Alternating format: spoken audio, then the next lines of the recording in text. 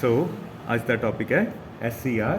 SCR stands for silicon controlled rectifier. Silicon controlled rectifier. Silicon controlled rectifier power electronics का एक बड़ा important component है। Power electronics का मतलब है जदों असी लार्ज करंट या लार्ज पावर वाले बेस्ड किसी इंस्ट्रूमेंट ना डील करना होए तो SCR एक बहुत ही इंपॉर्टेंट कंपोनेंट है। हर अक्षर का मतलब होंदा है। सिलिकन का की मतलब है, कंट्रोल्ड रेक्टिफायर का की मतलब है कि सिलिकन की बजाय जर्मेनियम कंट्रोल्ड रेक्टिफायर भी कोई हो सकता है, नहीं हैगा तो क्यों नहीं हैगा, की रीज़न है, तो यह सारिया चीज़ां असी देखनिया। सब तो पहले असी देखते हैं कि सिलिकन कंट्रोल्ड रेक्टिफायर का स्ट्रक्चर कैसा है। तो यदा structure basically it is a 4 layer device. It is a 4 layer device. तुसी पढ़िया होया PN जंक्शन। PN जंक्शन जड़ा कि 2 लेयर डिवाइस सी, ठीक है, P ते N। उस तो बाद तुसी पढ़िया ट्रांजिस्टर NPN या PNP, वो 3 लेयर डिवाइस सी। SCR एक 4 लेयर डिवाइस है। 4 लेयर डिवाइस किस तरह की, लेट से ये PNPN 4, ये 2 इनपुट है वै, one is called anode, the other is called cathode. Anode and cathode. पर इनू एक तीसरा टर्मिनल भी है जिन्हों असी कहने गेट, ठीक है।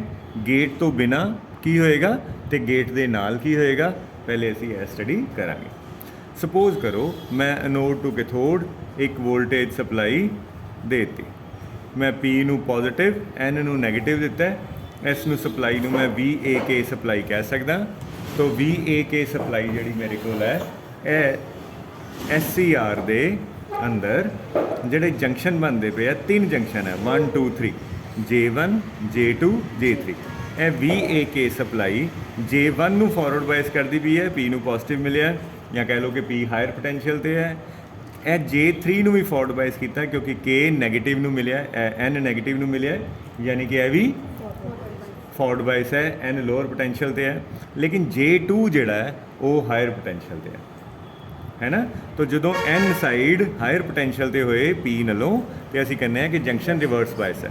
तो यह J1 J2 J3 अगर करंट ने इत्थों इत्थे लंघ के जाना है तो इन्होंने तीनों जंक्शन तीनों गेट क्रॉस करके लंघना पैना।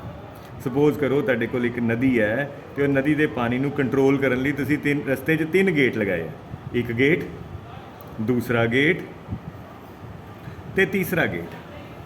अगर तीनों गेट खुलणगे तो फिर ही पानी का फ्लो मेनटेन हो सकता है, एक गेट नाल नहीं। इत्थे रस्ते 'च 3 जंक्शन है, 2 जंक्शन J1 ते J3 ते एक तरह नाल ओपन गेट की तरह वो कह रहे आ जाओ करंट नू, क्योंकि वो फॉरवर्ड बायस्ड है। पर J2 जिहड़ा वो रिवर्स बायस है, वो करंट के फ्लो नू अलाउ नहीं करता पाया।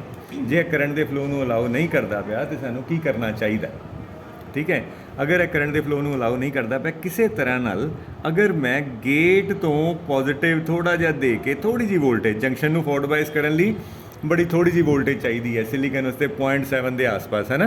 तो 0.7 वोल्ट के आसपास इनू दे देवां तो यह जंक्शन भी फॉरवर्ड बायस हो जाएगा, तो सडनली करंट जिहड़ा है वो फ्लो ये चों करेगा। तुसीं कह सकते हो कि SCR नू असीं स्विच ऑन कर लिया। तो एक इहो जी डिवाइस है जिहदे च कि अगर गेट नू मैं इत्थों पॉजिटिव पोटेंशियल दे दां तो यह कंडक्ट कर दिंदा है, यानी कि क्लोज्ड स्विच की तरह बिहेव करता है, ऑन स्विच की तरह बिहेव करता है। तो जे मैं इनू वोल्टेज नहीं दी हुई तो यह ऑफ स्विच की तरह बिहेव करता है, ठीक है। तो असी large current anode to cathode जिहड़ा फ्लो करे उन्होंने कंट्रोल कर सकते हैं by applying a small voltage at the small potential at the gate terminal. Is it okay? इतों तक गल समझ आ रही? करंट कंट्रोल डिवाइस है, वोल्टेज नहीं है, वोल्टेज कंट्रोल ही है, इतने वोल्टेज देने, ठीक है। So it is not an amplifier. तो इस चक्कर च पैना नहीं चाहिए कि it is a current control device. वो एम्पलीफायर के केस ची असी डिस्कशन करते हैं। It is a different kind of device जिहड़ी कि असी डिस्कस करते हैं। पहले तो तक गल क्लीयर है जी। SCR का जे मैं हाले तक सिंपल या ग्राफ ड्रा करके देखा, करैक्टरिस्टिक्स ड्रा करके देखा, तो मेरे को करैक्टरिस्टिक्स कैसे आने चाहिए है। एक पासे नू मेरे को VAK है तो दूजे पासे नू मेरे को एनोड करंट है IA।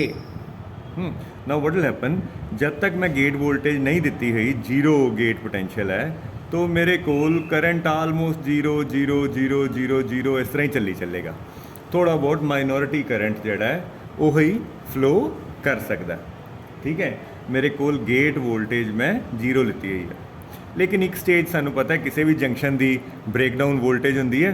अगर तुसी बहुत ज़्यादा रिवर्स वोल्टेज उस जंक्शन के अक्रॉस आ रही है, तुसी तो इत्थों VAK दे रहे हो जिहड़ा J1 ते J3 नू फॉरवर्ड बायस कर रहा है, लेकिन J2 नू रिवर्स बायस करन वाली वोल्टेज अल्टीमेटली इन्नी ज़्यादा हो जाएगी कि यह जंक्शन ब्रेकडाउन होएगा तो यह सडनली कंडक्ट करेगा। ਜਦੋਂ ਇਹ ਸਡਨਲੀ ਕੰਡਕਟ ਕਰੇਗਾ ਉਦੋਂ ਇਹਦਾ VI ਕਰੈਕਟਰਿਸਟਿਕਸ कैसे ਹੋਣਗੇ ਇਹ ਅਸੀਂ ਦੇਖਦੇ ਹਾਂ। ਇਹ ਮੈਂ ਗ੍ਰਾਫ ਹਾਲੇ ਕੰਪਲੀਟ ਨਹੀਂ ਕੀਤਾ, ਮੈਂ ਥੋੜੀ ਜਿਹੀ ਡਿਸਕਸ਼ਨ ਜੋ ਮੈਂ ਬੋਲਣ ਲੱਗਾ ਇਹ ਟੈਕਨੀਕਲੀ ਬਿਲਕੁਲ ਕਰੈਕਟ ਨਹੀਂ ਹੈ, ਪਰ ਜਸਟ ਕਨਸੈਪਟ ਨੂੰ ਸਿੱਖਣ ਦੇ ਪੁਆਇੰਟ ਆਫ ਵਿਊ ਨਾਲ ਮੈਂ ਗੱਲ ਕਰਨ ਲੱਗਾ। ਮੰਨ ਲਓ ਤੁਹਾਡੇ ਕੋਲ ਇੱਕ ਸਵਿਚ ਹੈ, ਠੀਕ ਹੈ। आई रिपीट कि यह टैक्नीकली बिल्कुल ठीक गल नहीं है, लेकिन सिर्फ कंसैप्ट समझाने लिए। मेरे कोल इत्थे एक वोल्ट मीटर है, ठीक है, यह स्विच ऑफ है, यह 5 वोल्ट की बैटरी मान लो लगाई है। इस वेले वोल्ट मीटर की रीडिंग कितनी आनी है 5 वोल्ट, क्योंकि यह एंड पॉजिटिव से जुड़े है तो यह एंड ग्राउंड नाल ते ग्राउंड नैगेटिव नाल जुड़ी है ना। तो मेरे को वोल्ट मीटर की रीडिंग है 5, ऐसे वोल्टेज आ गई 5 तो इस वेले चो करंट कितना जा रहा है 0, करंट कितना जा रहा है 0 जा रहा है।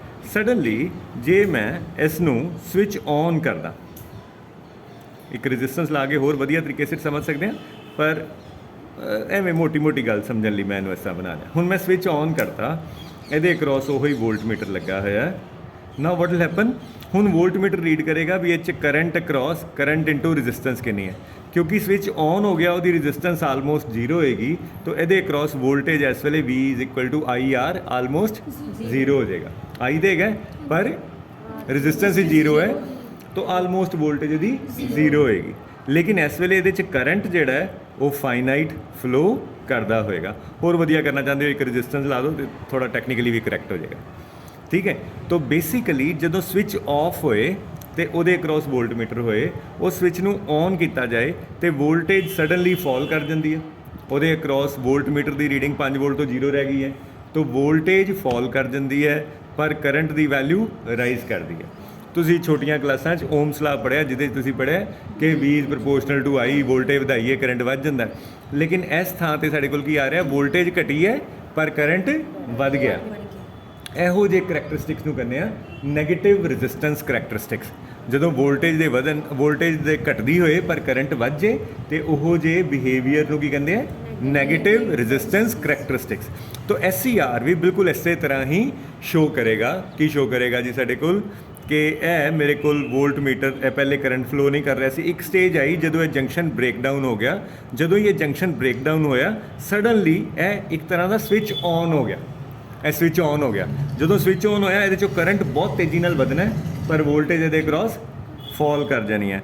And the graph is something like this. ठीक है, इस रीजन तो लैके इस रीजन तक नोट करो, असी बैकवर्ड्स आ रहे हैं, करंट बैकवर्ड आ रहा है, इसका मतलब वोल्टेज इज़ फॉलिंग, लेकिन इधरले पासे असी करव उत्ते नूं गया है, यानी करंट इज़ राइजिंग। तो यह वाला रीजन इनू आपां की कह सकते हैं, negative resistance characteristics, negative resistance characteristics. ठीक है, तो SCR पहली चीज़ मैं समझी, SCR की है 4 लेयर डिवाइस है। तो नंबर 2 मैं हाले तक समझा कि SCR exhibits negative resistance characteristics. SCR exhibits negative resistance characteristics. कोई डाउट है इत्थों तक? अच्छा, ਹੁਣ ਆਪਾਂ ਕਹੇ ਯਾਰ ਜ਼ਰੂਰ ਬ੍ਰੇਕਡਾਊਨ ਵੋਲਟੇਜ ਤੱਕ ਹੀ ਲੈ ਕੇ ਜਾਣੀ, ਜੇ ਥੋੜੀ ਜਿੰਨੀ ਗੇਟ ਵੋਲਟੇਜ ਇੱਧਰੋਂ ਦੇ ਦਈਏ ਨਾ। ਵਾਟ ਦ ਗੇਟ ਵੋਲਟੇਜ, ਇੱਥੋਂ ਗੇਟ ਪੋਜ਼ਿਟਿਵ ਵੋਲਟੇਜ ਦੇਣ ਦਾ ਮਤਲਬ ਹੈਗਾ ਕਿ basically you are injecting holes into the P region, है ना। तो इत्थे चार्ज करियर जो तुसीं इंजैक्ट करने हैं ना, उन्होंने इस जंक्शन नूं फॉरवर्डाइज करने की कोशिश करनी है। तो थोड़ी जी वोल्टेज देने नाल ही यह जंक्शन हुण इस वारी VAK उन्नी ज़्यादा नहीं करनी पेगी। थोड़ी जी वोल्टेज इत्थे जंक्शन ऑलरेडी हैगे है, इत्थे चार्ज करियर ऑलरेडी हैगे है, तो यह कंडक्शन थोड़ी छेती शुरू हो जाएगी। लेट से VG 0 वास्ते सी, अगर मैं VG 1 वोल्ट अप्लाई करती है तो यह ब्रेकडाउन थोड़ी जल्दी आ गया। अगर मैं होर ज़्यादा VG अप्लाई करदा, लेट से VG 2 करदा, तो यह होर जल्दी जल्दी ब्रेकडाउन आ सकता है। ठीक है, SCR दोनों पासे आइडेंटिकल है। अगर मैं इस पासे नूं भी ग्राफ ड्रा करांगा तो graphs are exactly similar to what we draw in one region. Done? Characteristic ਸਮਝ ਆ ਗਈ। ਪਰ ਇਹਦੇ 'ਚ ਇਹਨੂੰ ਹੋਰ ਡਿਟੇਲ 'ਚ ਸਮਝਣ ਲਈ ਕਿ SCR 'ਚ ਇਹ ਕਿਸ ਤਰ੍ਹਾਂ ਹੋ ਰਿਹਾ, ਮੈਂ ਇਹਦੇ 'ਚ ਕੁਝ ਗੱਲਾਂ ਹੋਰ ਲੈ ਕੇ ਆਵਾਂਗਾ। ਕਿਹੜੀਆਂ ਗੱਲਾਂ ਲਿਆਉਣੀਆਂ? ਲੈਟਸ ਸੇ SCR ਦੇ ਸਟਰਕਚਰ ਨੂੰ ਧਿਆਨ ਨਾਲ ਸਮਝੀਏ।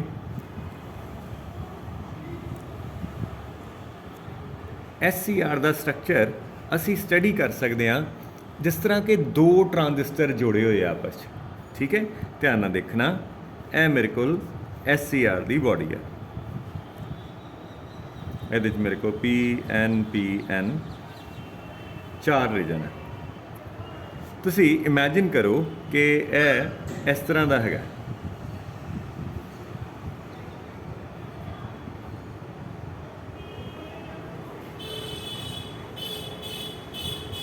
ਇਹ P ਰੀਜਨ ਹੈ, ਇਹ N ਰੀਜਨ ਹੈ, ਇਹ P ਰੀਜਨ ਹੈ, ਇਹ ਫਿਰ ਮੇਰੇ ਕੋਲ N ਰੀਜਨ ਹੈ। ਉਹੀ ਹੈ ਨਾ PN। ਮੈਂ ਵਿੱਚੋਂ ਇਹਨੂੰ ਕੱਟ ਲਿਆ, ਵਿੱਚੋਂ ਕੱਟ ਲਿਆ। ਕੈਨ ਯੂ ਇਮੈਜਿਨ ਇਟ ਕਿ ਜਿਸ ਤਰ੍ਹਾਂ ਦੋ ਪਾਰਟਸ ਦਾ ਮਿਲ ਕੇ ਬਣਿਆ ਸੀ, ਇਹ ਦੋਨੋਂ ਹਿੱਸੇ ਜੋੜ ਦੋ ਤੇ ਇਹੀ ਚੀਜ਼ ਆ ਜਾਏਗੀ। ਤਾਂ ਇਹ ਇੱਕ ਤਰ੍ਹਾਂ ਨਾਲ PNP ਟਰਾਂਜ਼ਿਸਟਰ ਹੈ ਤੇ ਇਹ NPN ਟਰਾਂਜ਼ਿਸਟਰ